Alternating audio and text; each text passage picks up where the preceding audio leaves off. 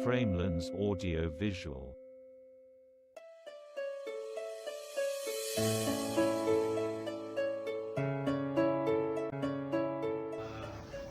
Assalamualaikum warahmatullahi wabarakatuh, Pak. Waalaikumsalam warahmatullahi wabarakatuh.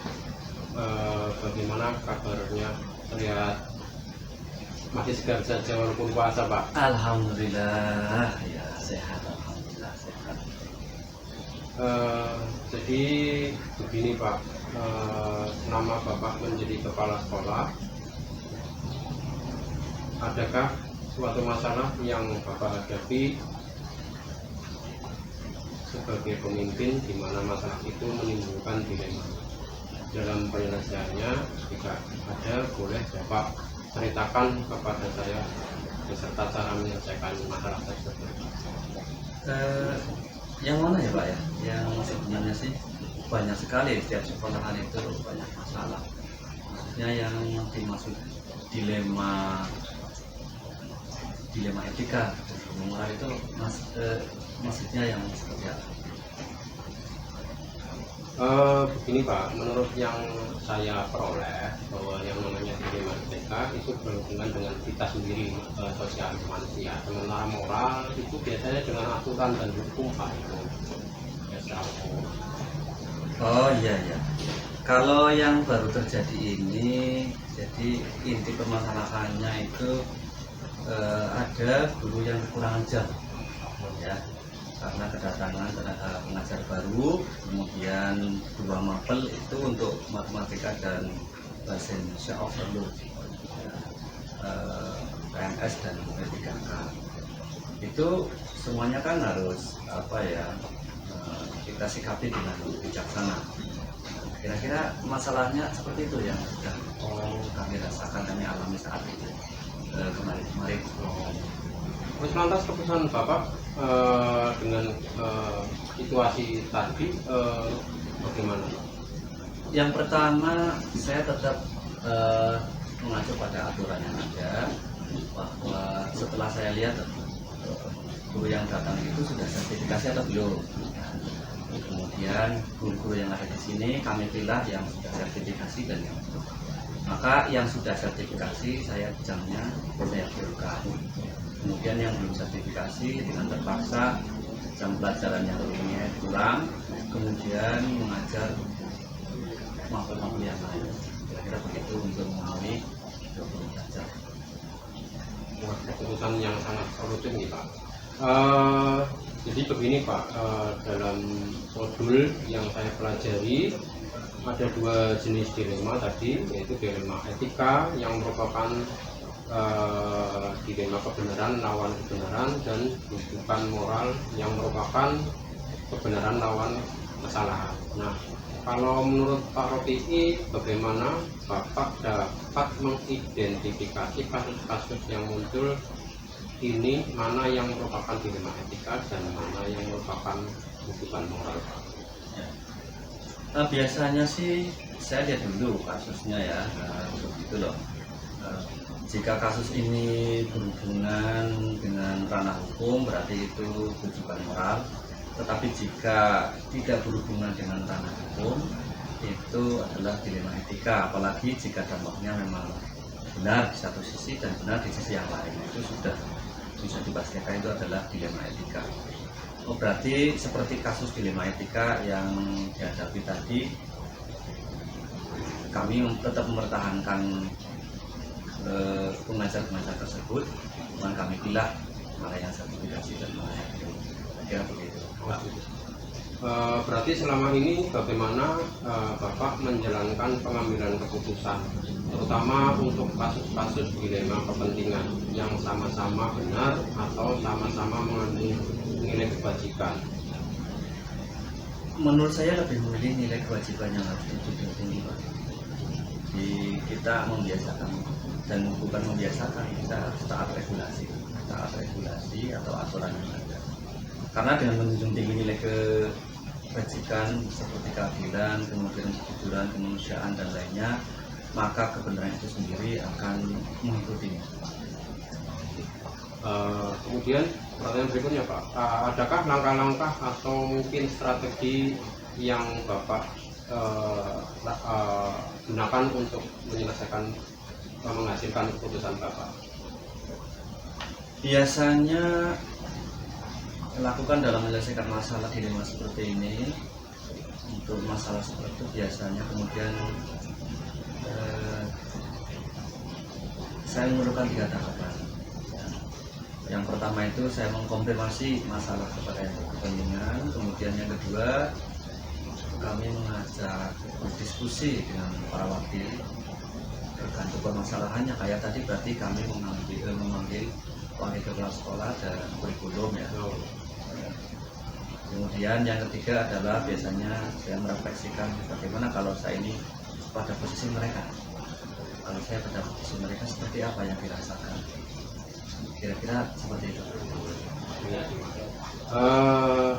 Ada gini Pak, dari hal-hal tersebut yang dianggap efektif dalam pengambilan keputusan pada kasus dilema etika seperti itu, apa ya Pak? Saya rasa semuanya akan efektif jika dikomunikasikan dengan baik. Kuncinya adalah komunikasi. Dengan komunikasi yang baik pada semua pihak yang berkepentingan, sehingga mereka itu tahu apa yang terjadi pada kita dan kita juga tahu apa yang terjadi pada kita. Berikutnya Pak, adakah yang menurut Bapak merupakan tantangan dalam pengambilan keputusan kasus-kasus dilema etika? Tantangannya sebenarnya cuma satu, yaitu jika tidak adanya keterbukaan di salah satu pihak. Jadi kasus-kasus dilema ini membutuhkan keterbukaan, dialog yang dalam kondisi yang baik dari semua pihak dalam menyelesaikan masalah itu. Ya, kuncinya transparansi dan keterbukaan. Apakah Bapak memilih sebuah aturan atau jadwal tertentu dalam menyelesaikan sebuah kasus dilema etika? Maksudnya Bapak langsung menyelesaikan suatu masalah di tempat atau mungkin memiliki sebuah jadwal untuk menyelesaikan atau mungkin Bapak memiliki prosedur tertentu untuk menyelesaikan sebuah kasus dilema etika? Kalau jadwal tertentu mungkin tidak ada, tapi kalau prosedurnya jelas, jelas ada. Seperti kasus yang saya sampaikan tadi itu loh Pak. Saya memerlukan diskusi terlebih dahulu dengan para wakil kepala sekolah, kemudian mengkonsultasikannya dengan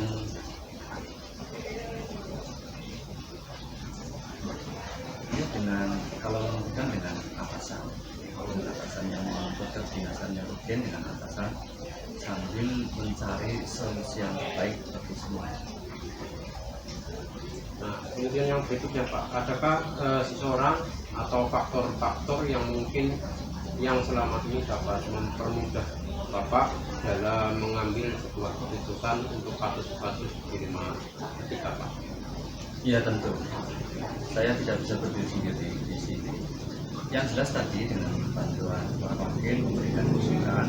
Kemudian yang kedua adalah tetap pada garis-garis kebijakan saya mengkonsultasikan dengan atasan di dinas. Seperti itu.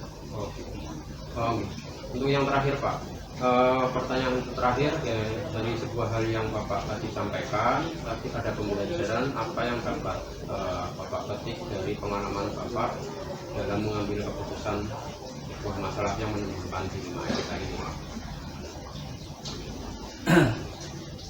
Intinya kita harus selalu membangun komunikasi yang baik dan jaringan komunikasi yang baik dengan semua pihak.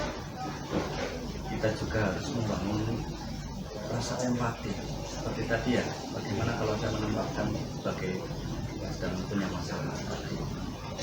Kemudian dengan demikian kerjasama dalam mewujudkan pendidikan yang baik menyenangkan itu akan terwujud. Itu Pak. Terima kasih atas waktunya Pak, semoga menjadi inspirasi buat kami dan digunakan untuk kami dalam langkah-langkah kami apa istilahnya mengarungi jenjang kami yang akan datang. Ya, sama-sama ya Pak. Barangkali ada jawaban-jawaban yang kurang menjelaskan, mohon maaf. Semuanya terbatas. Jadi Pak, sama-sama. Nah begitu saya mohon izin. Assalamualaikum warahmatullahi wabarakatuh. Waalaikumsalam warahmatullahi wabarakatuh.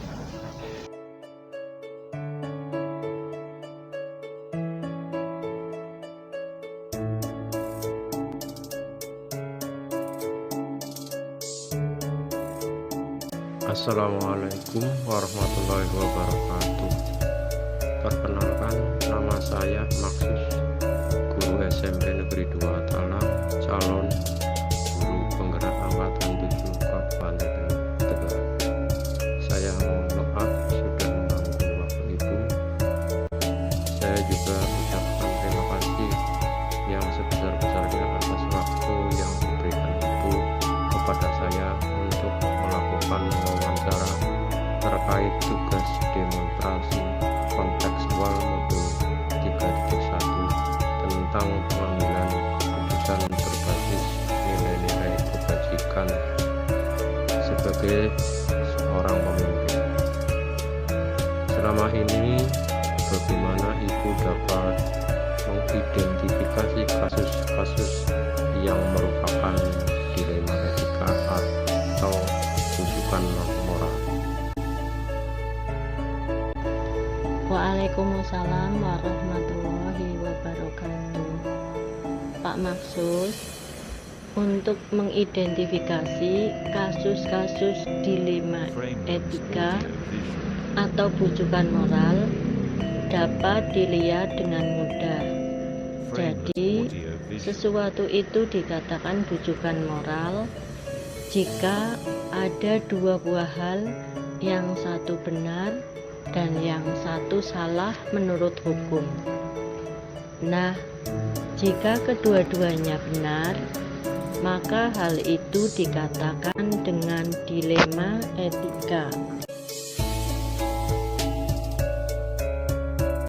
Bagaimanakah Ibu menjalankan pengambilan keputusan di sekolah Ibu, terutama untuk kasus-kasus di mana ada dua kepentingan yang sama-sama benar atau sama-sama mengambil nilai kebajikan? Sebelum mengambil keputusan, tentunya saya mengidentifikasi masalah yang terjadi terlebih dahulu.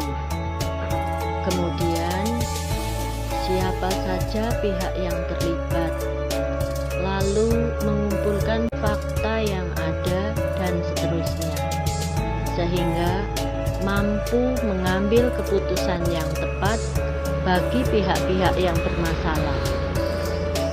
Dalam pengambilan keputusan ini, tentu saja mengutamakan prinsip kekeluargaan dan musyawarah.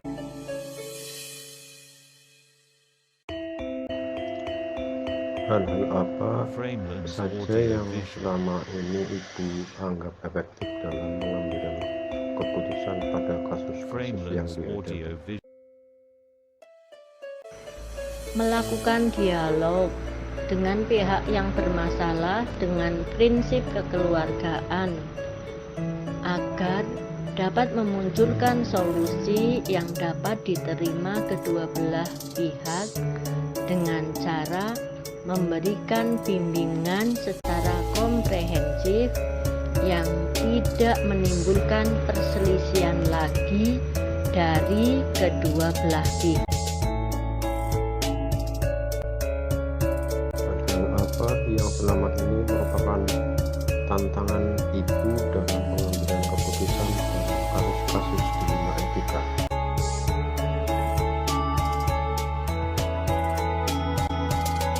Selama saya menjadi kepala sekolah SD Negeri Talang 1, tantangan yang saya hadapi dalam pengambilan keputusan adalah bagaimana cara mencari solusi yang terbaik bagi semua pihak dengan resiko seminimal mungkin. Tentu saja hal itu membutuhkan dukungan yang positif dari semua warga sekolah. Langkah-langkah atau prosedur seperti apa yang biasa Ibu lakukan selama ini untuk menangani atau menyelesaikan masalah itu, Bu? Framelens Audio Visual. Langkah pertama yang saya ambil adalah dengan memanggil kedua belah pihak yang bermasalah untuk dimintai keterangan supaya saya mengetahui di mana letak permasalahan atau inti permasalahan tersebut terjadi dan apa pemicunya, serta menemukan bagaimana solusi terbaik yang akan diambil atau diputuskan dengan tidak merugikan kedua belah pihak. Adakah seseorang atau faktor-faktor apa yang selama ini mempermudah atau membantu Ibu dalam pengambilan keputusan dalam kasus-kasus di wilayah kita? Setiap permasalahan yang ada selalu saya bawa dalam musyawarah atau rapat dewan guru agar lebih cepat menemukan solusi terbaik. Juga bisa berkonsultasi dengan pengawas sekolah atau komite sekolah untuk meminta saran dan masukan terbaik bagi permasalahan yang ada. Framelens Audio Visual. Apakah Ibu memiliki sebuah tata laksana atau Framelens jadwal Audio Visual. tertentu dalam sebuah penyelesaian kasus dilema etika, ataukah Ibu langsung menyelesaikan di tempat, kemudian bentuk atau prosedur seperti apa yang Ibu jalankan? Sebagai kepala sekolah, langkah yang tepat yaitu menyelesaikan permasalahan yang ada secara langsung dan diselesaikan di sekolah pada hari itu juga, agar tidak berkepanjangan serta tidak menimbulkan perselisihan yang baru dengan melibatkan beberapa pihak, terutama dewan guru, untuk memberikan pertimbangan dan masukan yang baik serta pengawas dan komite sekolah, tergantung pada karakter permasalahan yang terjadi. Dari semua hal yang telah disampaikan, pembelajaran apa yang dapat Ibu petik dari pengalaman Ibu mengambil keputusan tersebut? Framelens Audio Visual. Sebagai pimpinan di sekolah, dalam pengambilan keputusan apapun harus berdasarkan kesepakatan bersama yang dihasilkan dari musyawarah mufakat, serta membiasakan diri untuk bertanggung jawab atas setiap keputusan yang telah ditentukan, karena bekerja sebagai tim lebih ringan dalam menyelesaikan permasalahan daripada bekerja sendiri-sendiri. Selain itu, komunikasi yang baik pada setiap elemen warga sekolah juga sangat menentukan cepat lambatnya masalah yang